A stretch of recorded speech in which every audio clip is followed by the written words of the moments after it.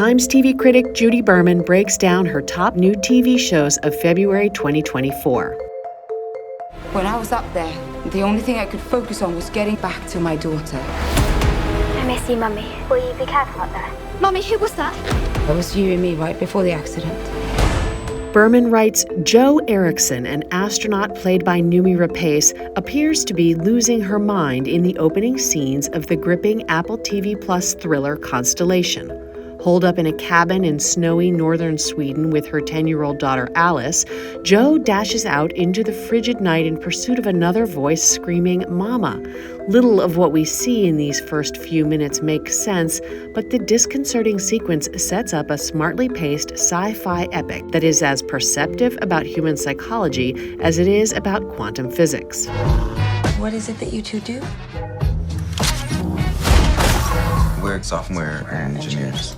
Administer single dose, no casualties. In her review of Mr. and Mrs. Smith, Berman writes, Donald Glover is known as a provocateur, taking aim at pieties around race, celebrity, and the entertainment industry in dark comedies, but he also has a romantic side. Mr. and Mrs. Smith, Glover and co-creator Francesca Sloane's reimagining of the 2005 action romp that birthed Brangelina, is his first series to foreground that sweeter sensibility. In fact, it's more reminiscent in tone of Rian Johnson and Natasha Lyonne's mostly lighthearted detective dramedy Poker Face than of its high-octane inspiration about two married assassins who lie to each other about their professions until they're assigned to kill one another. It's one of the great cosmic mysteries. How it is that someone can go from being a total stranger to being the most important person in your life.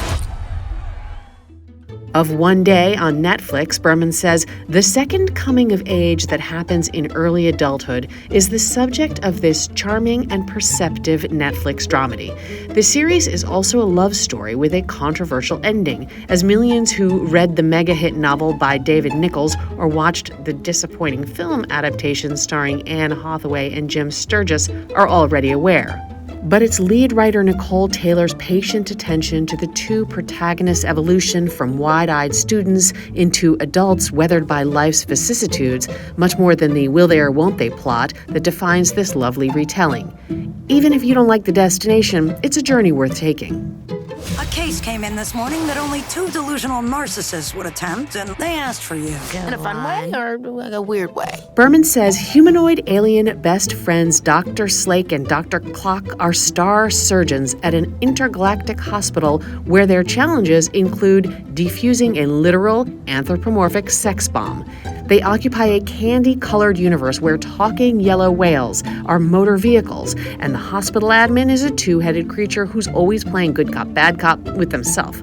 But just like physicians in our own public healthcare system, they face challenges like bureaucracy and scant funding. And just like all of us Earthlings, they're rife with neuroses from anxiety to mommy issues. Many years ago, a great injustice stole everything from me.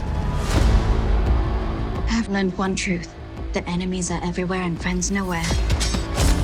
To show your true heart is to risk your life. Berman says the new Shogun is not a remake of the wildly popular 1980 miniseries so much as a radical reimagining.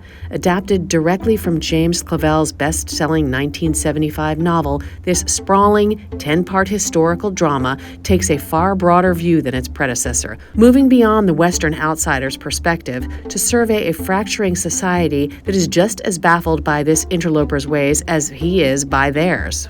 It's an epic of war, love, faith, honor, culture clash, and political intrigue.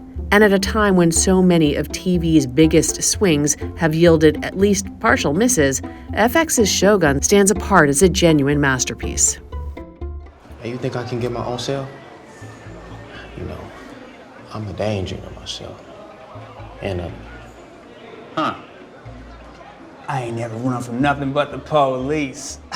Berman writes, the best thing to come out of Blackish creator Kenya Barris's Netflix deal is this semi-autobiographical comedy co-created by and starring the rapper Vince Staples. Set in Staples' hometown of Long Beach, California, the series has a touch of Atlanta's racially conscious surrealism and a dose of Dave's bemusement about the often absurd experience of being a niche celebrity. Vince is anonymous enough to be put in jail for a traffic violation, but famous enough that a guard quotes one of his best-known lyrics back to him. At just 5 episodes, some of them less than 20 minutes long, the show offers a skewed slice of an unusual life that is bound to leave you wanting more.